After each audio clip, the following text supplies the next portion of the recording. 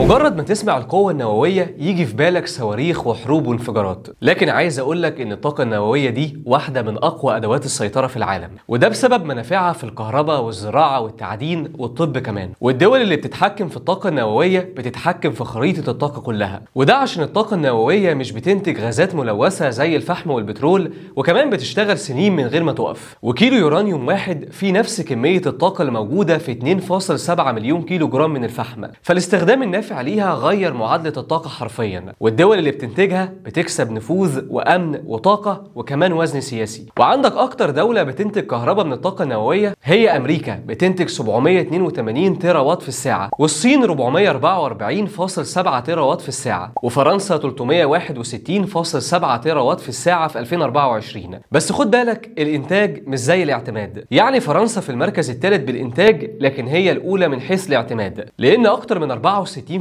من كهربتها نووية. أما الصين فإنتاجها ضخم جدا لكن النووي بتاعها بيمثل أقل من 5% من كهربتها، وأمريكا النووي بتاعها بيمثل حوالي 18.5% من استهلاكها. أما الشرق الأوسط فدخل في سباق النووي وبقوة. عندك الإمارات دخلته من أوسع أبوابه بمحطة براقة ب4 مفاعلات، وعندها قدرة إنتاجية وصلت ل 40 تيرا وات في الساعة من الكهرباء سنويا، وده بيغطي 25% من احتياجاتها من الكهرباء. ودلوقتي تفتكروا الطاقة النووية فعلا قادرة تقلب الترابيزة على البترول؟